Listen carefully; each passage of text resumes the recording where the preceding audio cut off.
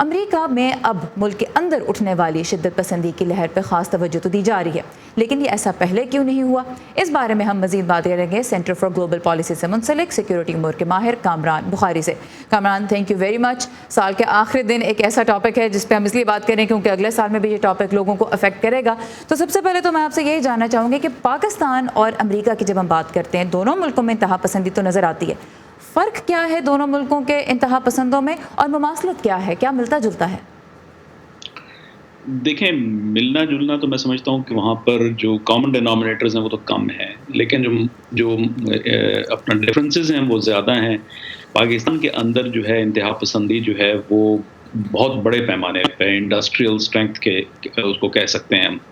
امریکہ کے اندر پھر بھی یہ گو کہ یکے بعد دیگر بہت سارے واقعات ہوئے ہیں، لیکن پھر بھی اگر امریکہ کی مجموعی آبادی اور جو امریکہ کی جو ایک ریالٹی ہے، گراؤنڈ ریالٹی، اس کو اگر دیکھا جائے، اس کے تناظر میں دیکھا جائے، تو یہ واقعات پھر بھی بہت ہی اکا دکا تصور کیے جا سکتے ہیں۔ پھر یہ ہے کہ امریکہ کے اندر اس طرح کی کوئی منظم تنظیمیں نہیں ہیں کہ جو انتہا پسندی پھیلاتی ہیں، یا کریکولم کے تھرو یا اسکولوں کے تھرو جو ہے یہ چیز پھیلائی جا رہی ہے۔ یہ ایک نیٹوسٹ پاپولسٹ قسم کا جو ہے وہ غم و غصہ ہے، سیاسی پولرائزیشن کا اثر ہے۔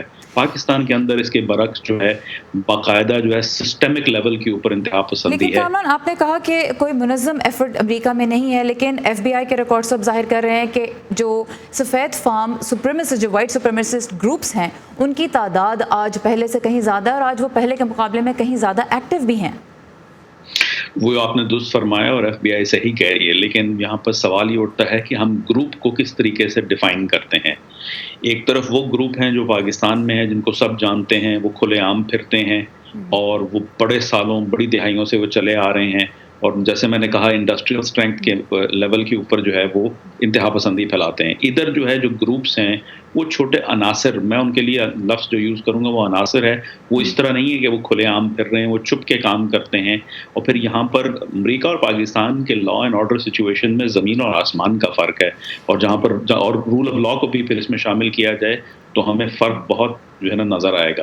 اچھا، اس سال ہم نے دیکھا کہ امریکہ میں جو کانگریس ہے وہاں پہ بھی انٹروڈیوس کرایا گیا ایک ایسا بل جو بائی پارٹیزن تھا، ڈیموکریٹک اور ریپبلکن ارکان نے مل کے انٹروڈیوس کرایا کہ انتہا پسندوں پہ نظر کیسے رکھی جائے، کس طرح سے ہیٹ سپیچ کو روکا جائے۔ Department of homeland security نے بھی اس بارے میں اپنے نئے جو ہے ضابطہ کار اس کو وضع کیا، لیکن بہت سے حلقوں کا یہ کہنا ہے کہ یہ بہت دیر سے ہو رہا ہے، اس کے اوپر بہت پہلے توجہ دی جانی چاہیے تھی۔ کیوں آپ کے خیال میں پہلے توجہ نہیں دی گئی، اور اب جو ہو رہا ہے کیا وہ خاطر خواہ اقدامات ہیں یا ابھی بھی کم ہے؟ دیکھیں، جب بھی اس قسم کے معاملے کو ٹیکل کرنے کی کوشش کی جاتی ہے تو اس کی ایک شروعات ہوتی ہے، اور شروعات ہمیشہ یہ ہر جگہ چاہے وہ کوئی بھی ملک ہو دیر سے ہوتی ہے، کیونکہ جو بیوروکریٹک مشینری ہے اس کو حرکت میں آنے میں بڑا وقت لگتا ہے۔ پھر یہ ہے کہ اگر وہ واقعات جو ہیں شروع میں یہ کہا جاتا ہے کہ یہ واقعات اکا دکا ہیں اور یہ کوئی تحریک نہیں ہے، یا یہ کوئی بڑھتا ہوا ٹرینڈ نہیں ہے، جب تک ٹرینڈ ریئلائزیشن ہوتی ہے تو تب تک بہت سارے واقعات ہو جاتے ہیں، اور پھر جو ناطق ہوتے ہیں وہ کہتے ہیں کہ بھئی دیکھیں یہ کتنی دیر سے یہ ہمیں جو نا خیال آیا۔ لیکن جہاں تک یہ دیر اور اپنا دیر سے خیال آنے کا جو معاملہ ہے، میں یہ بھی بتانا چاہتا ہوں کہ ایف بی آئی بڑے زمانے سے 2017-2016 سے کہہ رہی ہے کہ یہاں پر جو ہے جو وائٹ سپریمیسزم کا جو ایکسٹریمزم ہے وہ بڑھ رہا ہے۔